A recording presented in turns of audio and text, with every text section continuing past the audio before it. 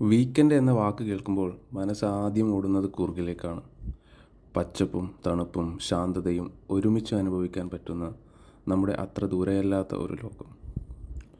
ഈ യാത്ര ആരംഭിച്ചത് മാംഗ്ലൂരിൽ നിന്നാണ്. പുത്തൂർ സുള്ളിയ വഴി മടിക്കേരിയിലേക്ക് 3 മണിക്കൂർ, വെറും 3 മണിക്കൂർ.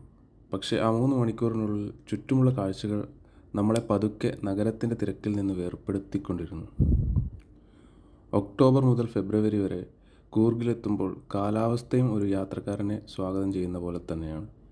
ചെറുതായി തണുപ്പ്, കാറ്റിൽ മണ്ണിൻ്റെയും കാടിൻ്റെയും ഗന്ധം, ഇതെല്ലാം ചേർന്നാൽ മനസ്സറിയാതെ തന്നെ ശാന്തമാവും. മടിക്കേരിയിലെത്തിയതിനു ശേഷം ആദ്യത്തെ ലക്ഷ്യം അബ്ബെ ഫാൾസ് ആയിരുന്നു. വെള്ളച്ചാട്ടങ്ങൾ ശബ്ദമുണ്ടാക്കും, പക്ഷേ അതിനൊപ്പം തന്നെ ഒരു നിശബ്ദതയും നിൽക്കും.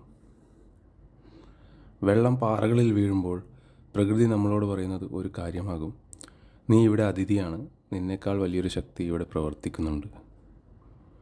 അവിടെ നിന്ന് യാത്ര കുശാൽ നഗറിലേക്ക്, ഗോൾഡൻ ടെമ്പിൾ. ടിബറ്റൻ സംസ്കാരത്തിൻ്റെ ഒരു ചെറിയ ദ്വീപ് കൂർഗിൻ്റെ പച്ചപ്പിനുള്ളിൽ. അകത്തു കയറുമ്പോൾ ശബ്ദങ്ങൾ കുറയുന്നു, ചിന്തകൾ ശാന്തമാകുന്നു.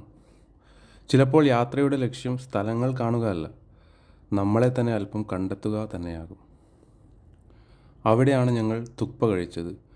നൂഡിൽസ് നിറഞ്ഞ ചൂടുള്ള ബ്രോത്ത്, അതിൽ ചിക്കനും പച്ചക്കറികളും.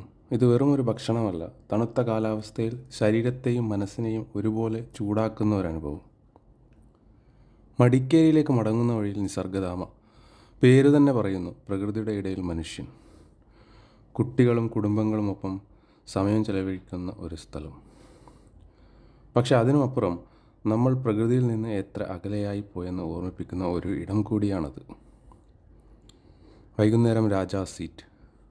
സൂര്യൻ പതുക്കെ മറയുമ്പോൾ കൂർഗ് ഒരുപാട് ചോദ്യങ്ങൾ ചോദിക്കുന്നില്ല, പകരം നിശബ്ദമായി നമ്മളെ നോക്കി നിൽക്കുന്നു. അടുത്ത ദിവസം രാവിലെ തന്നെ മംഗളൂരുവിലേക്ക് മടങ്ങേണ്ടി വന്നു. ഇനിയും പല സ്ഥലങ്ങൾ ബാക്കിയുണ്ടായിരുന്നു, പക്ഷേ എല്ലാം ഒരുമിച്ച് കാണണമെന്നില്ല. ചില സ്ഥലങ്ങൾ വീണ്ടും വരാൻ ഒരു കാരണമായി അവശേഷിക്കണം. കൂർഗ് അങ്ങനെ തന്നെയാണ്. ഒരിക്കൽ കണ്ടാൽ മതിയാവുന്ന സ്ഥലമല്ല, തിരിച്ചു വിളിക്കുന്ന ഒരു അനുഭവം.